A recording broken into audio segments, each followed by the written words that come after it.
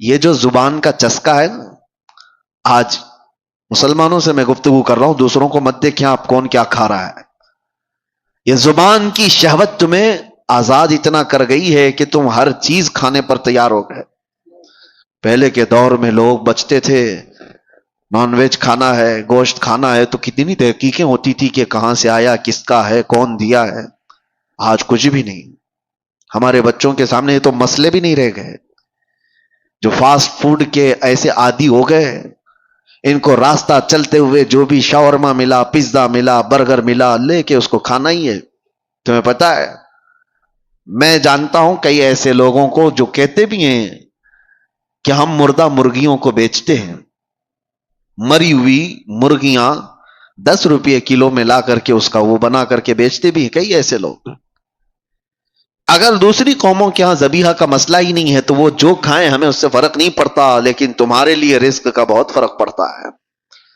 حرام رزق کا ایک لقمہ جب کسی کے پیٹ میں جاتا ہے تو میرے عزیزوں کئی دنوں تک اس کی کوئی عبادت آسمانوں تک نہیں جاتی، اس کی دعائیں قبول نہیں ہوتی.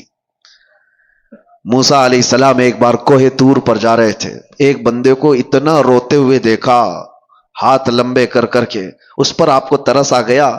آپ کوہ طور پر جا کر اللہ سے اس کی سفارش کرتے ہیں کہ مولا اس کی دعائیں پہلے قبول کر لے.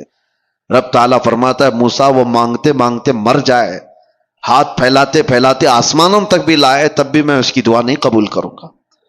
موسیٰ علیہ السلام ڈر گئے کہ ایسا کیا گناہ کیا اس نے. تو اللہ تعالیٰ فرماتا ہے کہ اس کے پیٹ میں حرام لقمہ ہے، اس کے جسم پر حرام لباس ہے. جب تک یہ ہوگا اس کا رونا گڑ گڑانا میں نہیں دیکھوں گا.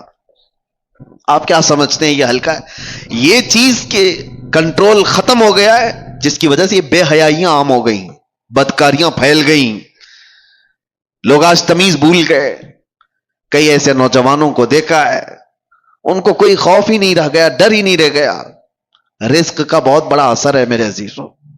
سب سے پہلے اس پر کنٹرول کرو، اپنے کھانے پینے پر حلال کی طرف توجہ کرو، ورنہ یہ حرام چیز کے متعلق میرے آقا صلی اللہ علیہ وسلم فرماتے ہیں جو پیٹ حرام لقمہ بھرتا ہے اس کے لیے سب سے زیادہ بہتر ہے کہ جہنم کی آگ ہی اس کے پیٹ میں بھری جائے گی. وہ زیادہ مناسب یہی ہے کہ وہ جہنم کی آگ اس کے پیٹ میں بھری جائے گی. لوگ آج بزنس میں بھی تجارت میں بھی یہ دیکھنا بھی چھوڑ دیے کہ پیسہ کہاں سے آ رہا ہے. لو دبا لو، ساری چیزیں دبا کر رکھو، کس کا مال کتنا ہڑپ لیا، کس کا حق دبا کر کے رکھ لیے، سب حرام ہے.